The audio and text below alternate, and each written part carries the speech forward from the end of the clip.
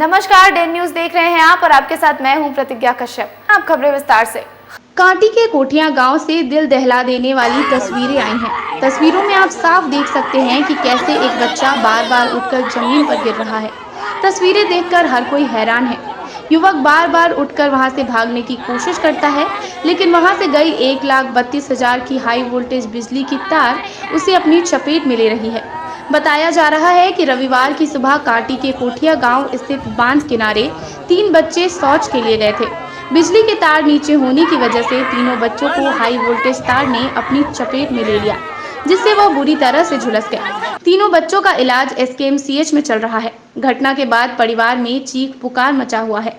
तीनों घायल की पहचान कांटी कोठिया निवासी लाल बाबू सहनी का 12 वर्षीय पुत्र चंदन कुमार, गुलाब सहनी का पुत्र राहुल कुमार और अजय सहनी का पुत्र विशाल कुमार के रूप में हुआ है।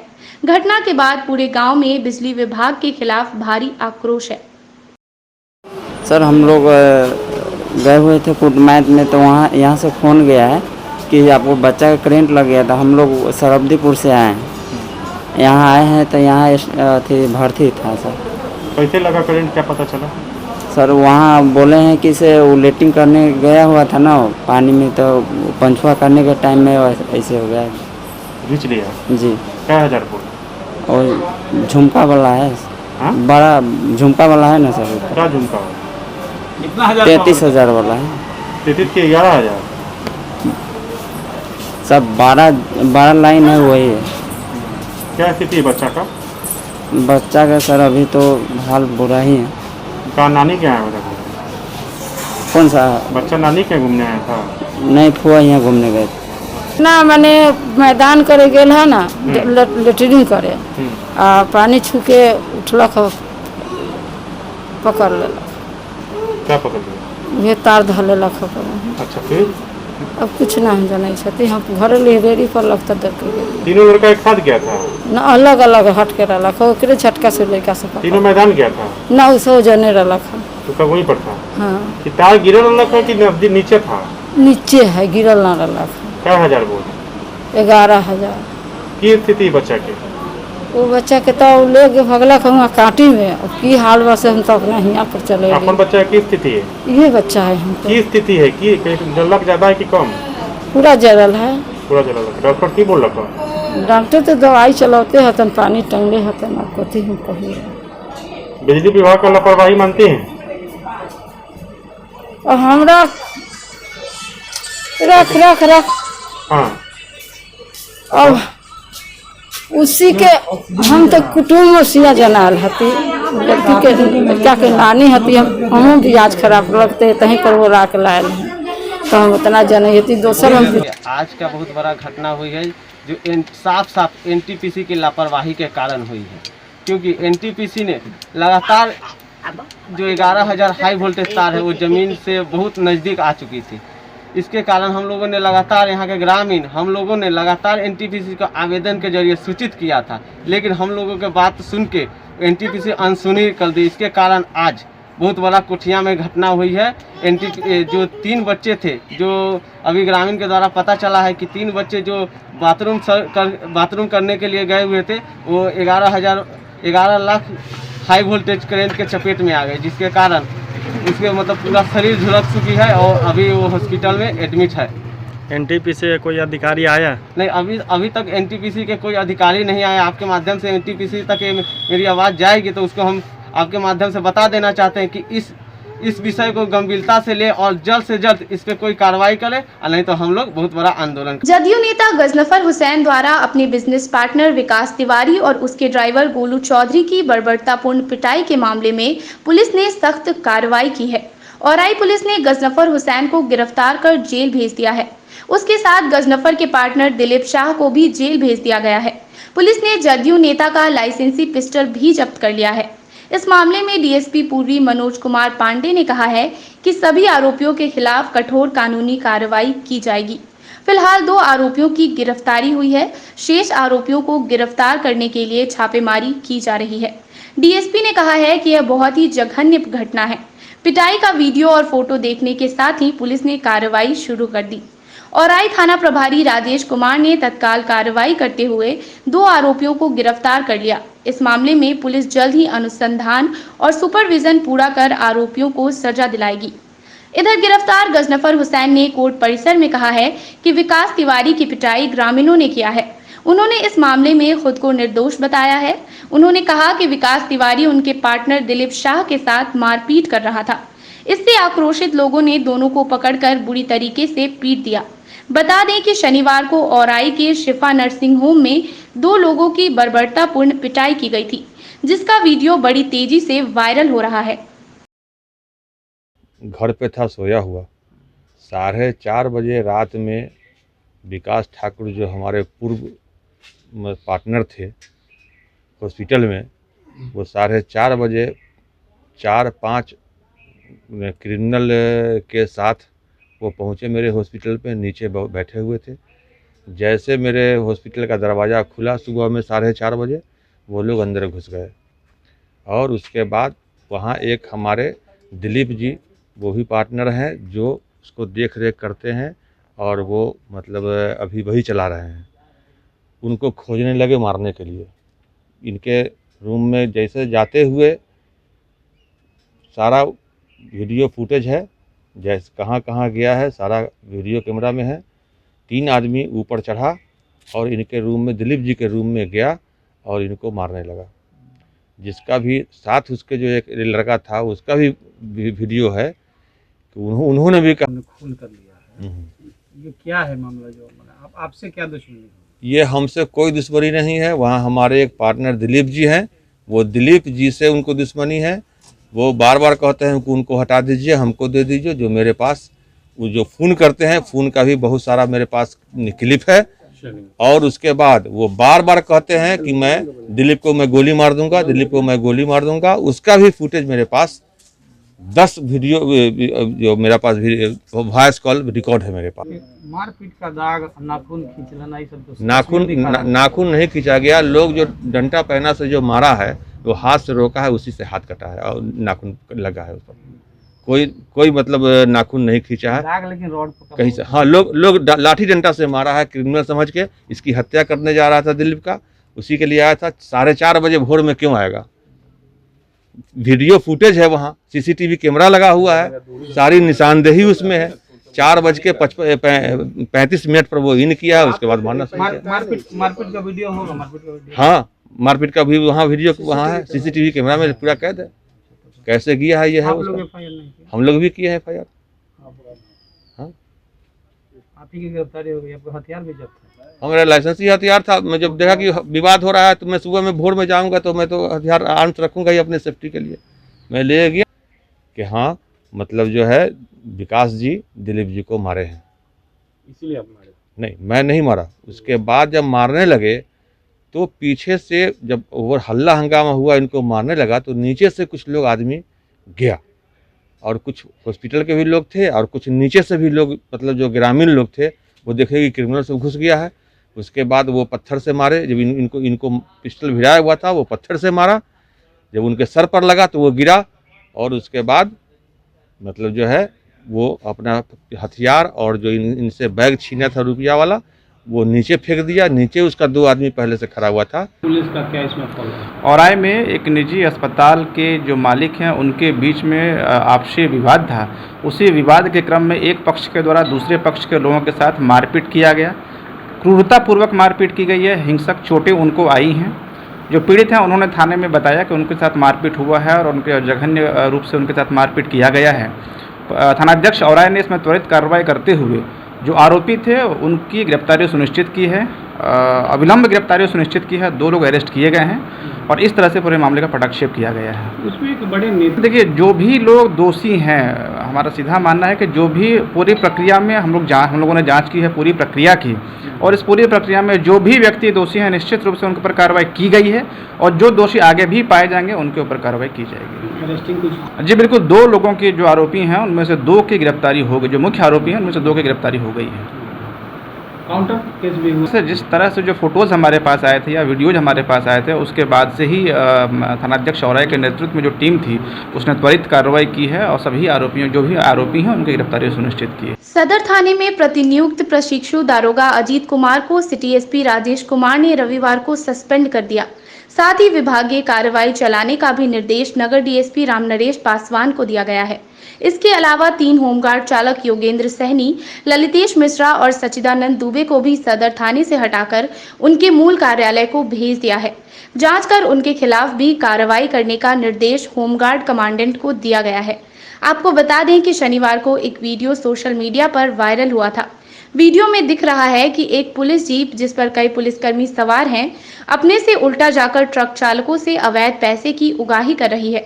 वीडियो रिकॉर्ड करने वाला व्यक्ति वीडियो में यह बता रहा है कि यह पेट्रोलिंग पार्टी सदर थाने की है। सदर थाने की पुलिस कैसे एनएच पर ट्रक चालकों से अवैध पैसों की उगाही कर रही है। वीडियो सोशल मीडिया पर वायरल होने के बाद रेंज आईजी गणेश कुमार ने संज्ञान लिया है और सिटी एसपी राजेश कुमार को जांच कर रिपोर्ट मांगी। इसके बाद सिटी एसपी ने थानेदार से रिपोर्ट तलब की। थानेदार के रिपोर्ट के आधार पर सिटी एसपी ने यह बड़ी कार्रवाई की है। एक युवक की देर रात डूबने से मौत की अफवाह पर नगर थाने की पुलिस दिन भर हलकान रही। साहू पोखर की सीढ़ियों पर एक जोड़ी जूते और टी-शर्ट देखकर आसपास के इलाके के लोगों को शक हुआ कि साहू पोखर में डूबने से एक युवक की मौत हो गई है। नगर थाने की पुलिस मौके पर पहुंचकर जांच में जुट गई। साहू पोखर मठ के पुजारी ने बताया कि उन्हें भी यह सूचना मिली कि देर रात एक युवक साहू पोखर में डूब गया है। इस सूचना पर मौके पर पहुंची नगर थाने की पुलिस ने बताया कि सूचना अफवाह साबित हुई। हम तो देख रहे हैं यहाँ पर भीड़ अभी लगा हुआ है, हम तो कुछ नहीं देखे हैं। तो हम मंदिर से निकल जानकारी क्या मिली? क्या हल्ला क्या उठा था? जानकारी मिला कि 11 बजे रात में एगो लड़का पैंट उंट खोल के इसमें कूदा। अब निकला कि नहीं निकला, हम लोग तो सोए थे। जानकारी नहीं है लड़का कौन कुछ आवाज़ उस टाइम रात में? नहीं, हमको कुछ आवाज़ नहीं मिला। थाना से इन्फॉर्म हुआ था जी कि वहाँ किसी को डूबने का अथी है, हल्ला है, जाके देख लीजिए। तो आए हैं तो यहाँ देखे हैं कि लेकिन डूबने वाला कोई कहीं से कोई ट्रेड नहीं मिल रहा है। सूचना अफवाह साबित हुई है, हाँ लग रहा है। इतना सूचना सत्य नहीं है जी। मीनापुर से आरजेडी विधायक मुन्ना यादव ने एक बार फिर जेडीयू पर तीखा हमला बोला है। विधायक मुन्ना यादव ने सीएम नीतीश पर आरोप लगाया है कि उनके शासनकाल में उन्होंने सिर्फ अपराधियों को संरक्षण दिया है। हर जगह सिर्फ अपराधियों का ही बोलबाला है और सरकार उन्हें बचाने में जुटी हुई है। बता दें कि बीते दिनों जिले के औराई प्रखंड मुख्यालय के समीप लोहिया चौक स्थित एक नर्सिंग होम के मालिक व पार्टनरशिप में विवाद हो गया था, जिसको लेकर 3 पार्टनर की बेरहमी से पिटाई कर दी गई थी, जिसमें एक का सिर फट गया तो 2 के हाथ टूटे और 2 लोगों के नाखून भी उखाड़ दिए गए। वहीं पुलिस ने नर्सिंग होम के मालिक गजनफर हुसैन और दिलीप चौधरी को गिरफ्तार कर लिया था। बताते चले कि गजनफर जदयू के सीतामढ़ी विधानसभा प्रभारी व अल्पसंख्यक प्रकोष्ठ के प्रदेश उपाध्यक्ष हैं। एक बात बताइए कि नीतीश कुमार जी पूरे बिहार में अभी अपराधियों के हाथ में सत्ता दे दिए हुए हैं, तो जदयू नेता वो तो अपराधी होगा और उसको संरक्षण कौन देता है? नीतीश कुमार जी। और ये पूछ रहे हैं कि कब हम हैं नहीं हैं, तो जितना बिहार में बर्बाद करना हो बर्बाद करो। गरीब लोगों पर जहाँ तहाँ देखिए, अधिकतर जगह जो है उनके सरकार में जो है उनका जो पार्टी का लोग सब है वह जुल्म कर रहा है। अभी जो वहाँ मधुबनी में हुआ था वो भी वही एनडीए गठबंधन का लोग था। तो हर जगह गुंडा पाले हुए हैं, गुंडा के हाथ में बिहार की सत्ता दिए हुए हैं। अपराधी को कोई भय इनसे नहीं है। मैं बार बार बोलता हूँ और फिर बोल रहा हूँ। क्या लग रहा है पीड़ित परिवार को न्याय मिल पाएगा? राष्ट्रीय जनता दल इसके लिए आवाज उठाएगी। हम लोग अपने नेता से बात करेंगे और हमें उम्मीद है कि जब हमारे नेता जब इस पर ध्यान देंगे तो नीतीश कुमार मजबूरी में उनको इस पर कार्रवाई करनी होगी। पिछले कुछ दिनों से जारी गर्मी और बारिश की लुकाछिपी के बीच रविवार को मौसम ने फिर अपना मिजाज बदल दिया। सुबह से लगातार तापमान चढ़ते हुए दोपहर में 38 डिग्री सेल्सियस तक पहुंच जाने से भीषण गर्मी पड़ने लगी। अधिकतम और न्यूनतम तापमान में 7 डिग्री का फासला रहा। सूर्यदेव के तपिश के आगे पंखे की हवा भी फीकी पड़ने लगी। तपिश भरी गर्मी से बचने के लिए लोग एसी, कूलर आदि उपकरणों का सहारा लेते दिखे। लोगों की माने तो पिछले 1 सप्ताह में सबसे अधिक गर्म रविवार का दिन रहा। छुट्टी के दिन रहने के चलते लोगों को और अधिक मुसीबतों का सामना करना पड़ा। हालांकि बीच बीच में कभी कभार उमड़ते घुमड़ते बादल को देखकर लगता था कि बारिश होगी, मगर निराशा ही हाथ लगी। वहीं दूसरी ओर बीच बीच में बिजली कट जाने से परेशानी बढ़ती रही। इधर मौसम विभाग के मुताबिक सोमवार से तापमान में गिरावट आने से भीषण गर्मी से कुछ राहत मिलेगी। आसमान में काले बादल छाए रहेंगे और बारिश की संभावना है। जून के महीने में जैसे जैसे गर्मी अपना जोर दिखा रही है, त्यों-त्यों जूस के ठेलों पर लोगों की रौनक बढ़ती जा रही है। शहर के चौक चौराहों पर बेल और गन्ने के जूस के स्टॉल लगने लगे हैं। लोग अपने आप को तरोताजा रखने के लिए इसका जमकर सेवन कर रहे हैं। बहुत तेजी से गर्मी बढ़ती जा रही है और गर्मी बहुत ज़्यादा ही है, बढ़ती जाएगी। मई जून के महीने में ये स्थिति महीने है। में बहुत ज़्यादा गर्मी पड़ रही है और भी बहुत तरफ की गर्मी अब जो चल रही है। कोरोना महामारी के दौरान गरीबों के सामने रोजी रोटी का संकट हो गया है। किसी को भूखा नहीं सोने देने के संकल्प के साथ सामाजिक संस्था कोविड फोर्स की मुहिम रविवार को भी जारी रही। जवाहरलाल रोड स्थित भारत सेवा आश्रम में लगभग 250 लोगों के बीच राहत सामग्री का वितरण किया गया। संस्था के सदस्य मृणाल कुमार ने बताया कि स्थानीय स्तर पर तैयार टीम के साथ लोगों को आटा, चावल, दाल, सरसों तेल, ग्लूकोन-डी आदि खाद्य सामग्री का वितरण किया गया। राशन प्राप्त करने वालों में निम्न वर्ग के साथ ही कई ऐसे लोग भी शामिल हैं जिनकी नौकरी बीते 1 साल के दौरान छूट गई है। वैसे लोगों के लिए कोविड फोर्स की ओर से एक छोटी सी मदद की गई। गरीब लोगों के और मजदूर लोगों के बीच में अनाज राशन की वितरण कर रही है। जो लगातार इस कोरोना काल में फंसे हुए लोग, जो मददगार लोग हैं, उनको हम लोग मदद दे रहे हैं और लगातार हमारी टीम उस लोग तक पहुंच रही है जिनको ज़रूरत है राशन की, जो अपना खाना नहीं 3 वक्त का खा पा रहे हैं, उन तक हम लोग लगातार अपना काम कर रहे हैं। कितने लोगों को अभी तक आप लोगों ने मदद करी? फिलहाल हम लोग ने 500 लोगों तक को अनाज पहुँचाएगी और आगे भी चलती रहेगी। और आगे भी हमारी टीम आपके साथ है। हम लगातार इस काम को आगे करेगी और आप लोगों का कोई संस्था भी है क्या? या हमारे लोग की संस्था है आपके साथ है। हम कोविड फोर्स जो लगातार गरीबों लोगों की मदद कर रही है। संस्था में कौन कौन है, कुछ नाम? संस्था में हमारे मेन रमन भैया हो गया, विकास भैया हो गया, धर्मदेव जी हो गया, मृणाल कुणाल भैया, जो हम लोग के साथ टीम में आगे बढ़ाने के लिए सपोर्ट कार्यक्रम था। आज का कार्यक्रम आज का प्रोग्राम हम लोग जो है अनाज वितरण का काम कर रहे हैं। ये कार्यक्रम जो है हर एक रविवार होता है। अलग अलग जगह पर हम लोग काम करके जो है जो भी मजदूर है, असहाय लोग हैं, उनको हम लोग अनाज वितरण का काम करते हैं। ये प्रोग्राम इसके साथ साथ भारत आश्रम के जरिए भी जो है ये ग्लूकोन-डी और जो ये अनाज देने का काम आज किया जा रहा है। रविवार को पूर्व मंत्री और वैशाली के पूर्व सांसद रघुवंश प्रसाद सिंह की 75वीं जयंती के अवसर पर राजद के द्वारा जिला परिषद मार्केट स्थित कार्यालय में सादगीपूर्ण तरीके से कोरोना गाइडलाइन का पालन करते हुए जयंती समारोह का आयोजन किया गया, जिसमें जिलाध्यक्ष रमेश गुप्ता, गायघाट विधायक निरंजन राय, मीनापुर विधायक मुन्ना यादव, कांटी विधायक इस्राइल मंसूरी सहित दर्जनों राजद नेताओं ने उनके चित्र पर पुष्प चढ़ाकर श्रद्धा सुमन अर्पित किया और रघुवंश प्रसाद सिंह के योगदान को याद किया। साथ ही नीतीश सरकार से मांग किया कि रघुवंश प्रसाद सिंह की जो इच्छा थी 26 जनवरी और 15 अगस्त पर राज्यपाल या मुख्यमंत्री के द्वारा वैशाली में झंडोत्तोलन कराया जाए, जिसको सरकार जल्द से जल्द पूरा करे, जिससे रघुवंश प्रसाद सिंह की आत्मा को संतुष्टि मिल सके। हम लोग के आदरणीय नेता, देश के महान समाजवादी नेता आदरणीय रघुवंश साहब का जन्म दिवस है। 75वीं जन्म दिवस हम लोग मना रहे हैं। इस कोरोना काल में सोशल डिस्टेंसिंग के साथ मुजफ्फरपुर जिलाध्यक्ष और सभी गणमान्य विधायक भी यहाँ मौजूद हैं और उन्होंने जो रास्ता दिखाया, गरीब गुरबा की लड़ाई हमेशा लड़ते रहे, उनके पक्षों पर चल कर के ही सामाजिक न्याय के लोगों को जिस तरह से ऊपर उठाने का काम किया, जिस तरह से गरीबों के लिए उन्हें मनरेगा जैसी योजना ला करके कल्याणकारी कार्य किया, जिसकी वजह से आज गरीबों को रोजी रोजगार इस लॉकडाउन में मिल रहा है। हम सब उनको श्रद्धांजलि व्यक्त करने के लिए एकत्रित हुए हैं। वो हम लोगों के आदर्श हैं और हम लोग हमेशा आदर्श की तरह। महान समाजवादी नेता डॉक्टर राम मनोहर लोहिया, जयप्रकाश नारायण, कर्पूरी ठाकुर जी की प्रतिमूर्ति और मनरेगा के जनक आदरणीय रघुवंश बाबू जो हम लोगों के बीच नहीं रहे, काफ़ी हमारी पार्टी में नहीं, बिहार के लोगों को भी उनकी कमी खल रही है। उनकी पहचान देश के लेवल में था। जब वो हम लोग सभा सदन में गरजते थे, पूरा देश उनकी बातों को गंभीरता से सुनता था और हम आज उनकी 75वीं जयंती के अवसर पर कहना चाहेंगे जब उन्होंने अंतिम समय में जो 3 काम माननीय मुख्यमंत्री श्री नीतीश कुमार को बोले थे,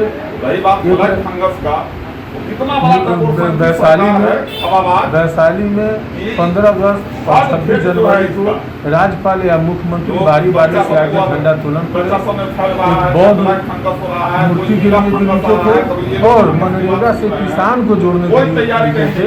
हम चाहेंगे कि उनकी आत्मा के लिए, उनकी आत्मा को संतुष्टि के लिए माननीय मुख्यमंत्री जी को उनके नीचे गए कार्यों को सुचारू रूप से चालू करवाना चाहिए। ये जनता दल के संस्थापक में से एक नेता थे। आज उनका 75वां जन्म दिवस सोशल डिस्टेंसिंग के आधार पर हम लोग जिला पार्टी कार्यालय में मना रहे हैं। एक तरफ हम लोग उनकी जयंती भी मना रहे हैं, दूसरी तरफ हम लोगों को दुख भी हो रहा है क्योंकि उनके साथ दिन और रात रहने का हम लोगों को मौका मिला था और देश के और बिहार के मनरेगा मैन कहलाने वाले हमारे नेता रघुवंश बाबू, जो राष्ट्रीय जनता दल के संस्थापक मेंबर में से एक थे, राष्ट्रीय जनता दल के बड़े उपाध्यक्ष थे, हम लोगों के बीच आज नहीं हैं। आज उनकी जयंती धूमधाम से हम लोग मना रहे हैं। कोरोना वायरस संक्रमण के बढ़ते मामलों को देखते हुए प्रशासन लगातार सतर्कता अपना रही है और आम जनमानस को भी जागरूक करने पर जोर दे रही है। आधे अनलॉक की स्थिति के बाद भी प्रशासन चेकिंग अभियान चलाकर बगैर मास्क वालों पर कार्रवाई कर मास्क और सामाजिक दूरी का पालन करने की चेतावनी दे रही है। रविवार को नगर के विभिन्न चौक चौराहों पर भारी पुलिस बल की मौजूदगी में मास्क चेकिंग अभियान चलाया गया, जिसमें बगैर मास्क के बाइक सवारों, कार सवारों को रोक लिया गया और जुर्माने की कार्रवाई की गई। साथ ही सख्त चेतावनी भी दिया गया कि दोबारा बगैर मास्क के पाए गए तो कड़ी कार्रवाई की जाएगी। पुलिस प्रशासन द्वारा प्रतिदिन की जा रही चेकिंग अभियान के तहत अब लोगों में जागरूकता दिखाई देने लगी है। घर से निकलते ही हेलमेट और मास्क लगाने वालों की संख्या दिन प्रतिदिन बढ़ती जा रही है। कोरोना मरीजों की संख्या में बढ़ोतरी लगातार जारी है, पर सरकार द्वारा अनलॉक के निर्देश के बाद भी प्रशासन सतर्कता बढ़ते हुए है। चेकिंग अभियान में बगैर मास्क के मिले लगभग 20 लोगों से जुर्माना वसूला गया। लॉकडाउन के लिए अभियान चल रहा है कि गवर्नमेंट द्वारा जो निर्देश दिया गया है जी, बहुत ऐसा पब्लिक जो है तो कि इतना समझाने के बाद कि जो है मास्क लगाकर नहीं चल रहा है। मास्क नहीं लगाने के कारण जो है कि अगले को संक्रमित कर सकता है अगर वो हो, इसलिए मास्क का चलन चल रहा है कि ताकि उसमें जो है कि मास्क लगा कर चले, आगे इससे संबंधित जो है किसी और को नहीं हो। चलान भी कटा गया सर, चलान कटा गया। कितने लोगों का? 10 चलान कटा। लॉकडाउन से यात्रियों की संख्या काफी कम हो गई है, इससे बसों का परिचालन भी ठप हो गया है। निजी व सरकारी बसों का परिचालन कम होने से उन यात्रियों को काफी परेशानी हो रही है जो अन्य राज्यों से ट्रेन से यहां पहुंच रहे हैं। उनको गंतव्य तक जाने के लिए घंटों बसों का इंतजार करना पड़ रहा है। बैरिया बस पड़ाव में गुरुवार को सैकड़ों बसें खड़ी रहीं। वहीं कई रूटों में 1-2 बसों का ही परिचालन हुआ। जो बसें चल रही हैं उसमें भी यात्रियों की संख्या नगण्य है। बस संचालकों का कहना है कि ऐसी स्थिति रही तो बसों का परिचालन बंद कर दिया जाएगा। इमली चट्टी स्थित बिहार राज्य पथ परिवहन निगम की बसों का भी बुरा हाल है। यात्रियों के अभाव में काफी संख्या में बसें डिपो में खड़ी हो गई हैं। जो बसें चल रही हैं उसमें भी यात्रियों की संख्या काफी कम है। सहायक क्षेत्रीय प्रबंधक सुमन प्रसाद श्रीवास्तव ने कहा कि यात्रियों की कमी से अधिकतर बसें खाली चल रही हैं। लॉकडाउन में लगभग 40% बस चल रही, 60% बस अभी खड़ा है यहीं पे। कितने का नुकसान हो रहा होगा? नुकसान तो बहुत का हो रहा है, आधा से ज़्यादा जब गाड़ी खड़ा है तो नुकसान ही होगा। तो जैसे कोरोना काल चल रहा है तो उस संक्रमण से बचाव के लिए क्या कुछ कर रहे हैं? संक्रमण से बचाव के लिए लोग को मास्क देते हैं, हैंड सैनिटाइजर देते हैं, गाड़ी पर चलाते उतारते समय सैनिटाइजर का उपयोग करते हैं, सोशल डिस्टेंसिंग बना कर रखते हैं। गाड़ी को जगह जगह हर स्टैंड में पटना में सैनिटाइज करवाते हैं, हम मुजफ्फरपुर में सैनिटाइज वाले लोग हैं वो लोग सैनिटाइज करते हैं, सीतामढ़ी में भी सैनिटाइज होता है गाड़ी। पूर्व केंद्रीय मंत्री एवं वैशाली के पूर्व सांसद रघुवंश प्रसाद सिंह की 75वीं जयंती के अवसर पर नागरिक मोर्चा के द्वारा भारत माता नमन स्थल पर जयंती समारोह का आयोजन किया गया। मोर्चा के महासचिव मोहन प्रसाद सिन्हा, रमेश प्रसाद, राम नरेश झा सहित उपस्थित लोगों ने उनके चित्र पर पुष्प चढ़ाकर श्रद्धा सुमन अर्पित किया। मोर्चा के महासचिव मोहन प्रसाद सिन्हा ने कहा कि ऐसे राजनेता विरले ही धरती पर आते हैं। कभी भी हम लोगों को नहीं लगा कि रघुवंश बाबू केंद्रीय मंत्री और सांसद रहे हैं। एक रिक्शा वाले से लेकर सभी लोगों के साथ उनका बहुत ही सरल व्यवहार रहता था। सादा जीवन उच्च विचार उनके जीवन का मूल मंत्र था। महान देशभक्त, पूर्व केंद्रीय मंत्री, वैशाली के पूर्व सांसद और जनसाधारण के राजनेता स्वर्गीय रघुवंश प्रसाद सिंह की जयंती पर आज नागरिक मोर्चा समाहरणालय परिसर स्थित भारत माता नमन स्थल पर उन्हें मुजफ्फरपुर वासियों की ओर से भावभीनी श्रद्धांजलि अर्पित कर रही है।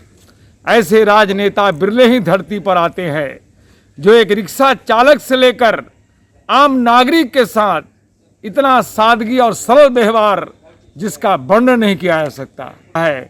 ऐसे नेता को यादगार बनाने के लिए उनकी एक प्रतिमा मुजफ्फरपुर में, पटना में या वैशाली में लगनी चाहिए, जिससे कि लोग हमेशा उन्हें नमन करें। आज हम सब उनके जयंती पर सत सत नमन करते हैं। जय भारत, जय रघुवंश। इसी के साथ आज की खबरों का सिलसिला यहीं पर होता है समाप्त। कल फिर मिलेंगे कुछ नई खबरों के साथ। तब तक के लिए डे न्यूज परिवार को दीजिए इजाजत। नमस्कार।